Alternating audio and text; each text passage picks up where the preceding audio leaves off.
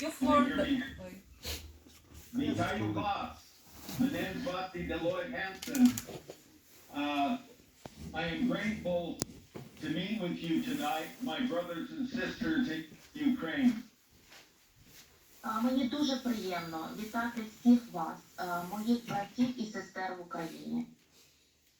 I want to say hello to my friends from the Mechensko. It's Olga, Galina, Alexander and Natalia. Добрий день. Добрий Я день. хочу привітати моїх знайомих з містечка Ольгу, Галину, Олександра і Наталію. Вітаю всіх вас. I am grateful that I have so many brothers and sisters in Ukraine.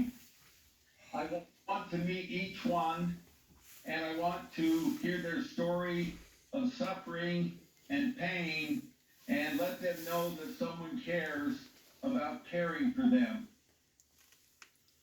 Я дуже вдячний за те, що в Україні живе у мене, і я знайшов там так багато сестер і братів. Я хочу з кожним із вас поспілкуватися, відчути історію ваших особистих страждань, відчути історію того болю, який вам довелось пережити через цю війну. My hope is to help restore dignity and brotherhood to those who the Russians have so cruelly taken that away by destroying their homes and their communities.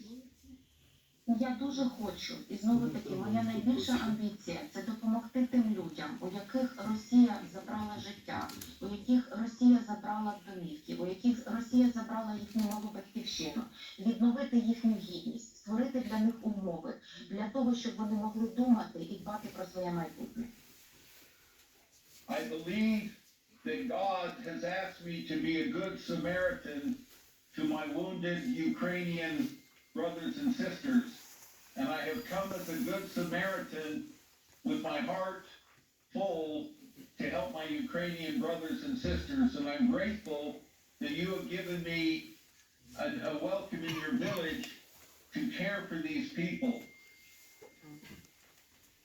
І я вірю в те, я щиро вірю в те, що Бог покликав мене бути тим добрим самаритянином, який прийняв для себе рішення допомагати іншим, допомагати моїм братам і сестрам в Україні. І я дякую вам, що ви дали мені таку можливість, що ви прийняли мене до своєї громади, що ви прийняли тих людей, про яких ми разом хотіли би подбати.